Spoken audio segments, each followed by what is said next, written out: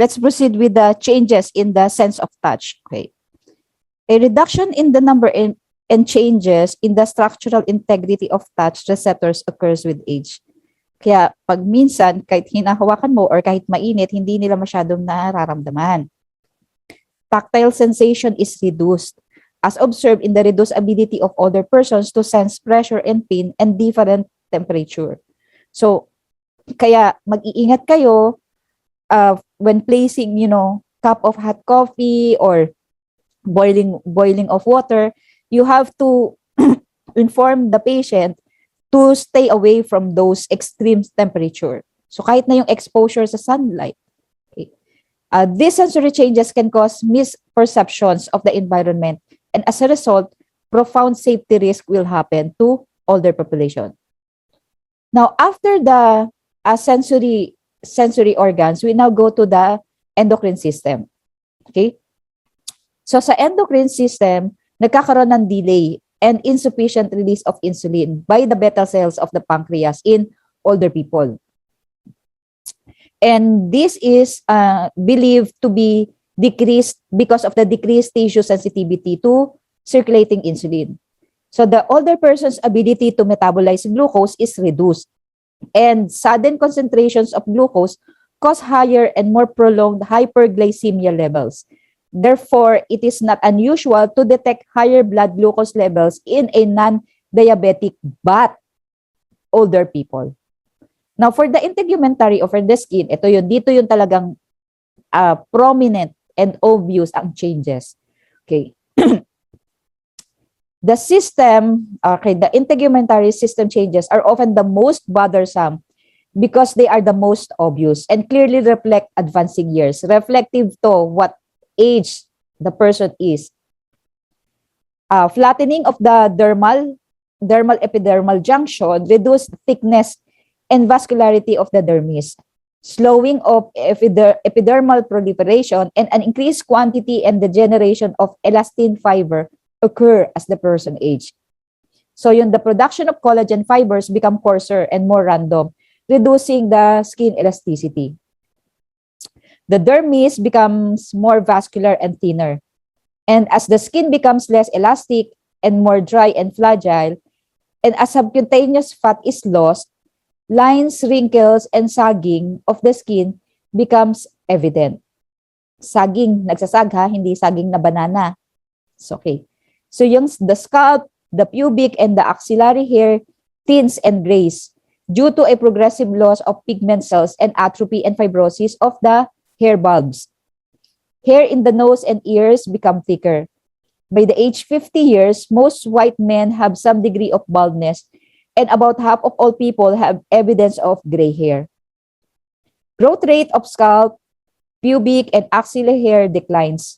The growth of facial hair may occur in older women, and an increasing growth of eyebrow, ear, and nostril hair occurs in older men. So yung fingernails grow more slowly and becomes fragile and brittle. So yung perspiration naman is slightly reduced because of the number and function of the sweat glands being lessened also. Now for the immune system changes, okay, so the aging of the immune system known as the immunosenescence includes a depressed immune response. So bumababa ang immune resistance, nagiging weaker ang immune response, which can cause infections to be a significant risk for older adults. Responses to influenza or yung mga para-influenza, pneumonia, okay, are becoming lesser. So, yung mga vaccines dito na binibigay natin sa kanila becomes less effective. Although, highly recommended pa rin na mag-receive ng vaccine ang mga older population because if they are sensitive with vaccine or if they are sensitive to those problems with vaccine, what more without vaccine? Diba? So kaya kailangan talaga mas lalo nating bigyan. Inflammatory defenses decline, and often inflammation presents atypical in older individuals, like nagkakaroon sila ng low-grade fever and minimal pain. In addition, an increase in pro-inflammatory cytokines occurs with age, which is believed to be linked to atherosclerosis, diabetes, osteoporosis, and other diseases that increase in prevalence with age. Okay? So those are the changes in the physical and physiological. Now let's go on the changes in emotional and psychological. What are the changes in mind? Okay. Psychological changes can be influenced by general health status, the genetic factors, the educational achievement, activity, and physical and social changes. Okay. Sensory organ impairment can affect interaction with the environment and other people, which influencing psychological status as well. So that's why we first discuss about the physiological and the physical changes so that we would be able to understand its relationship to the changes in the psychological and the emotional aspect of the older people. Feeling depressed and socially isolated may obstruct optimum psychological function. Now, what are the changes in the personality? Drastic changes in basic personality normally do not occur as one ages, especially if a person has the capacity to still interact and to maintain social life. The kind and gentle old person was most likely that way when that person is young. Likewise, the aggressive and loud old person probably was not mild and meek in earlier years.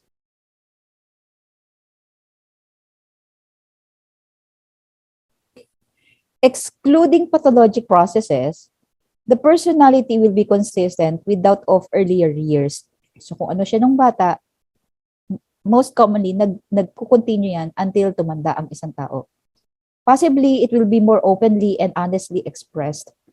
The alleged rigidity of older persons is more a result of physical and mental limitations than a personality change. For example, excuse me, an older person's insistence that her furniture not be rearranged may be interpreted as rigidity, but it may be sound safety practice for someone coping with poor memory and visual effects para mas familiar siya dun sa place or dun sa setup. Changes in personality traits may occur in response to events that after self-attitude, such as yung retirement, death of spouse, loss of independence, or loss of income, reduction in income, and disability. No personality type describes all older adults. Personality in late life is a reflection of lifelong personality. Moral attitude and self-esteem tend to be stable throughout the lifespan. Now, for the memory,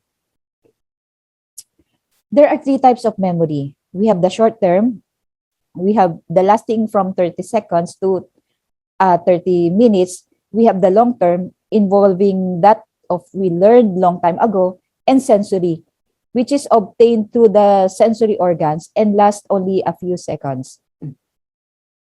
Retrieval of information from long-term memory can be slowed as a person ages, particularly in the information, particularly if the information is not used or needed on a daily basis. So there is a tendency to really forget about it.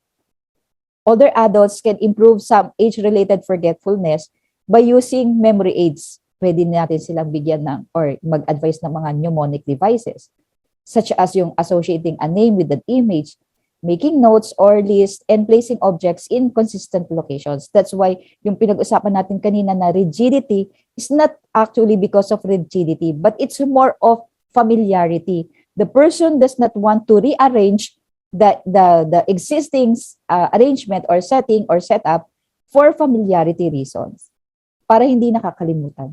Okay? Memory deficits can result from a variety of factors other than normal aging. Now, for the intelligence, in general, it is wise to interpret the findings related to intelligence and the older population with much caution because results may be biased from the measurement tool or method of evaluation being used. Kasi nakadepende yan eh. Diba? We cannot use really a standardized tool to assess for intelligence. Kasi magkakaiba yan. Okay? Sick old people cannot be compared with healthy persons. People with different educational or cultural background cannot be compared also. One group of individuals who are skilled and capable of taking an IQ test cannot be compared with those who have sensory deficits and may not have ever taken any type of test. Kaya hindi natin pwedeng standardize. Basic intelligence is maintained. One does not become more or less intelligent with age. The abilities to verbal comprehension and arithmetic operations are unchanged. Hindi yan nagbabago. Knowledge accumulated over a lifetime and arises from the dominant hemisphere of the brain is called crystallized intelligence. This is maintained through the adult years. This form of intelligence enables the individual to use past learning and experiences for problem solving. Now, how about learning? Ano yung changes sa learning?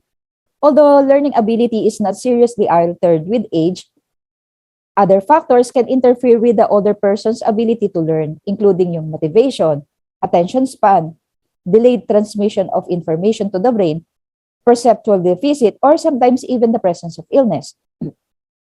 Older persons may display less readiness to learn and depend on previous experience for solutions to problems, rather than experiment with new problem-solving techniques. Differences in the intensity and duration of the older person's physiologic arousal may make it more difficult to end and eliminate previous responses and acquire new learning.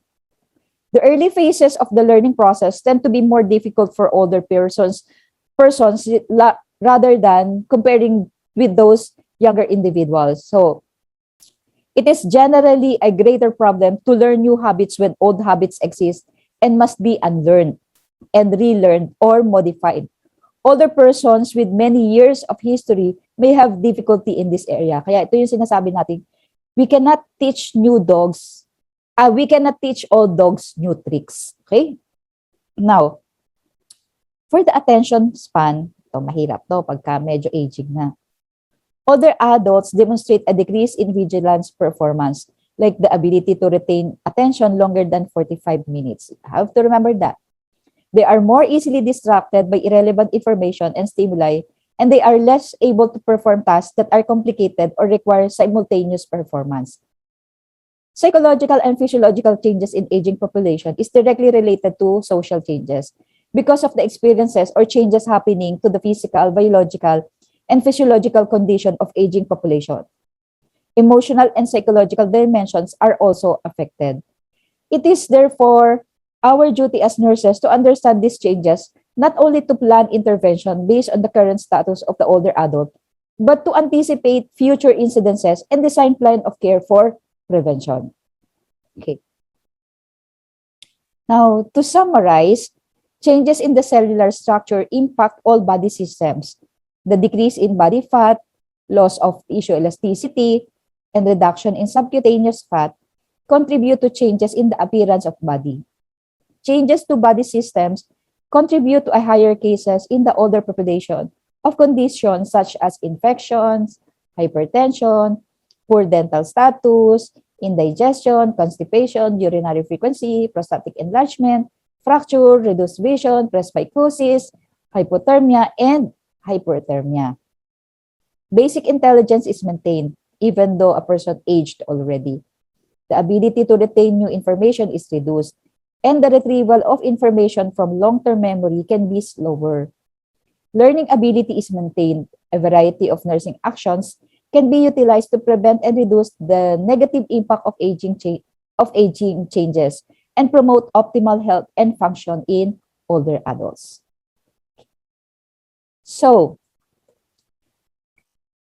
I hope by this time you have gathered already and you have taken note of the summary of key points, and at the same time taken note also of some of the questions which are not clear to you in my discussions.